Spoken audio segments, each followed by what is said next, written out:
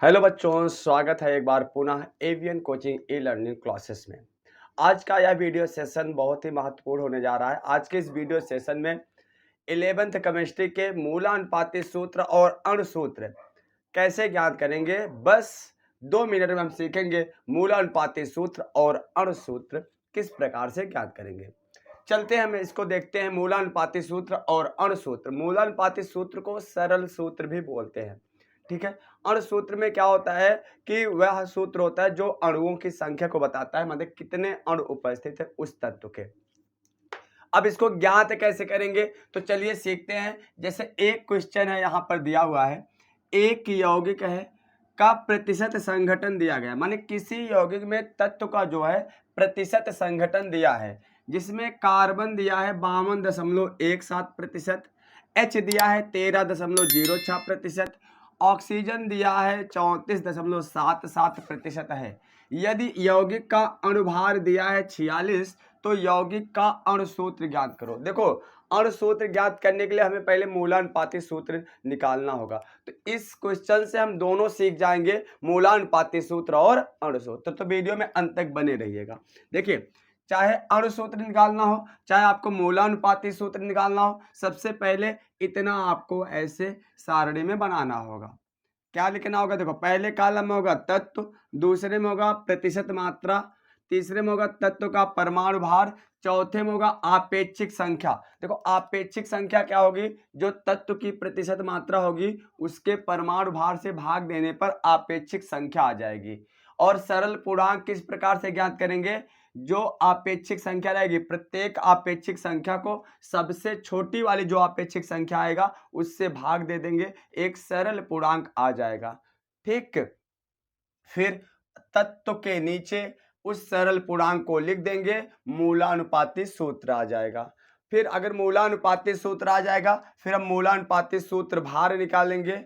फिर मूलानुपाती सूत्र भार निकालने के बाद यौगिक के अणुभार को मूलानुपाती सूत्र भार से भाग दे देंगे, आ जाएगा n। जब n आ जाएगा, फिर अणुभार हम निकालेंगे, सॉरी अणुसूत्र निकालेंगे। अणुसूत्र क्या होता है? मूलानुपाती सूत्र का होल n। चलिए स्टेप बाय स्टेप समझते हैं। पहले तत्व कौन कौन से दिया है, देखिए, कार्बन दिया है, हाइड्रोजन दिया है और ऑक्सीजन दिया है। अब इसकी प्रतिशत मात्रा दिया है। देखो, कार्बन की प्रतिशत मात्रा कितना दिया है? 52.17। हाइड्रोजन का कितना दिया है? 13.06। ऑक्सीजन का कितना दिया है? 34.77। इतनी बातें समझ में आई। अब परमाणु भार लिखेंगे। हमें पता है कार्बन का परमाणु भार क्या होता है? 12। हाइड्रोजन का परमाणु भार 1 होता है। ऑक्सीजन का परमाणु भार कितना होता है? 16 होता है। इतनी चीजें दिया है। देखो, तत्व दिया है, प्रतिशत मात्रा दिया है, परमाणु भार हमको पता रहता है। फिर हम निकाल लेंगे आपेक्षिक संख्या। आपेक्षिक संख्या का मतलब अभी हमने बताया, तत्व की प्रतिशत मात्रा लिखो, उसके परमाणु भार से भाग दे दो, आपेक्षिक संख्या आ जाएगी। देखो, जैसे कार्बन की प्रतिशत मात्रा कितनी है? 52.17। इसको किससे भाग दे देंगे? 12 से। ठीक है, इसके परमाणु भार से भाग दे दो। अब क्या हो जाएगा? 12 चौक 48 हो गया, 4 52 हो गया, दशमलव है ना, तो इसलिए 41 हो गया। फिर 12 36 5 41, तो 4.3। दशमलव 1 अंक तक लेकर जाओ, बहुत है। ठीक है, क्योंकि हमें सरल पूर्णांक ही निकालना है। फिर दूसरा देखो, यच कितना है, सॉरी यच का परमाणु भार कितना है, प्रतिशत मात्रा कितना है? 13.06। और इसका परमाणु भार कितना है? 1। 1 से भाग दे दिए तो क्या आ जाएगा? यही आएगा 13.06, या इसको हम 13.1 लिख सकते हैं। दशमलव 1 अंक तक लिखोगे। अगर दशमलव को दूसरा अंक 5 या 5 से ज़्यादा है तो पहले वाले में क्या करते हैं? जोड़ देते हैं।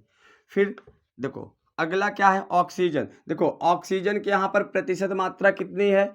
34.77। इसको किससे डिवाइड करेंगे? इसके परमाणु भार से, 16 से। अब 16 से डिवाइड कर दो, 16 दूना 32, 2 34 हुआ, दशमलव बढ़ा दिए।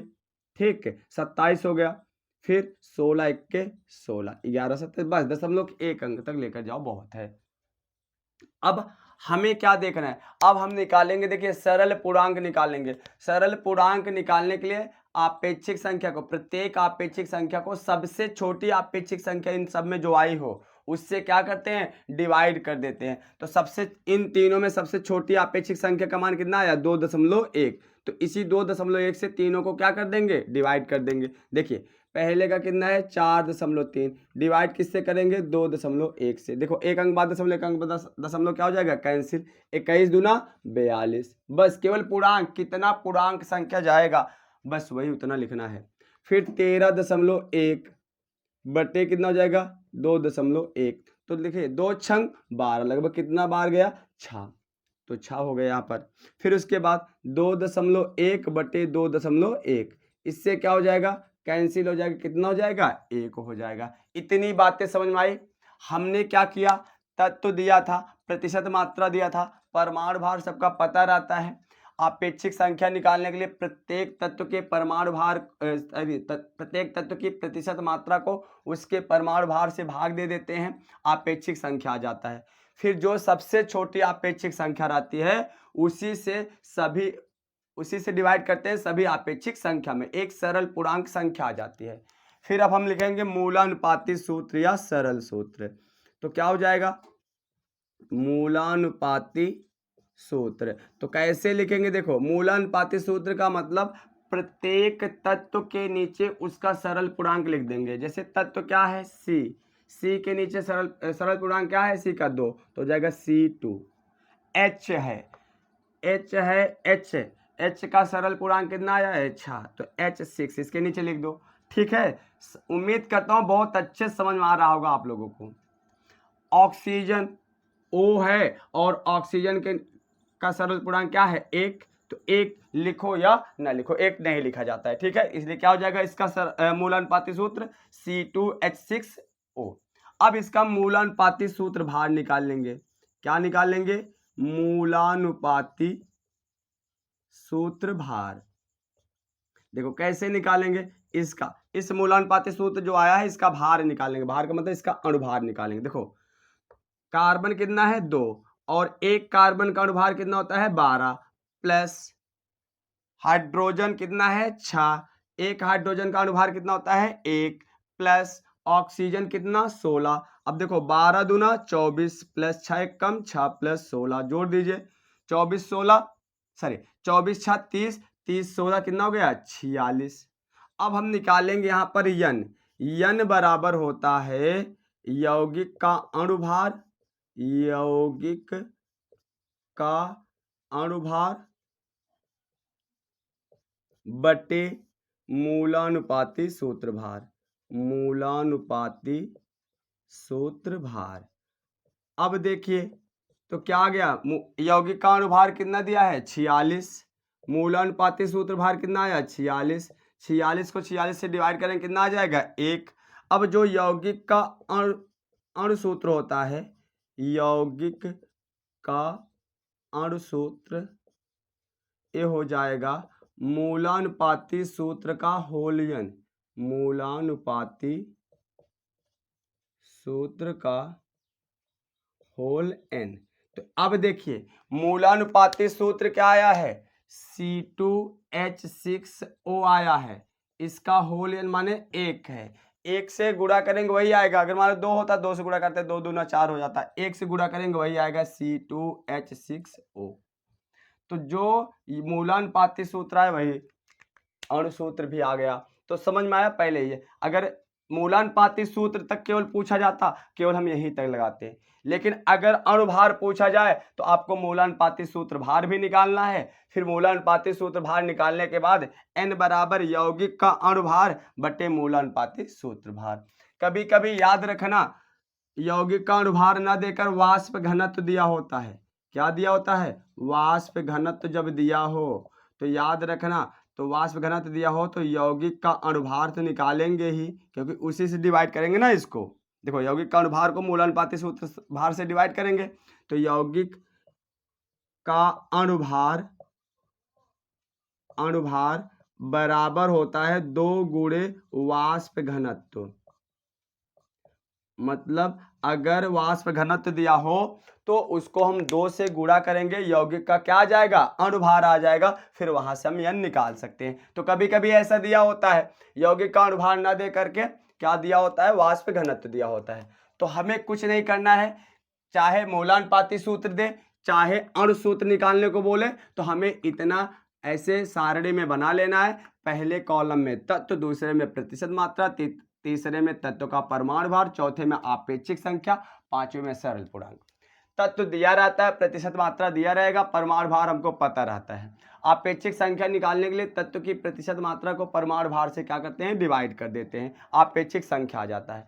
फिर हम सरल पूर्णांक कैसे निकालेंगे, जो सबसे छोटी आपेक्षिक संख्या होगी उससे क्या करेंगे, पूरे आपेक्षिक संख्या में भाग दे देंगे, यानी सबसे छोटी आपेक्षिक संख्या से क्या कर देंगे, सभी आपेक्षिक संख्या को डिवाइड कर देंगे, तो हमें सरल पूर्णांक आ जाएगा।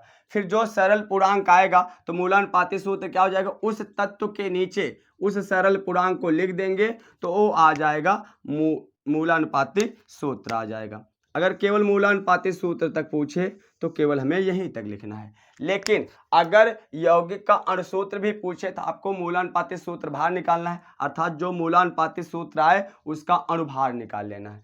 फिर हमें निकालना है यन, यन होता है यौगिक का अणुभार बटे मूलानुपाती सूत्र भार। अणुभार दिया रहेगा, अगर नहीं दिया रहेगा तो वाष्प घनत्व दिया रहेगा, तो उसको 2 से गुणा कर देंगे, यौगिक का अणुभार आ जाएगा। फिर उस यौगिक के अणुभार को मूलानुपाती सूत्र से डिवाइड कर देंगे, यन आ जाएगा। जब यन आ जाएगा तो यौगिक का अणुसूत्र क्या होता है, मूलानुपाती सूत्र का होल यन, उसको होल कर देंगे, मतलब कहने का मतलब मूलानुपाती सूत्र को उस संख्या से क्या कर देंगे, मल्टीप्लाई कर देंगे, तो आ जाएगा यौगिक का अणुसूत्र।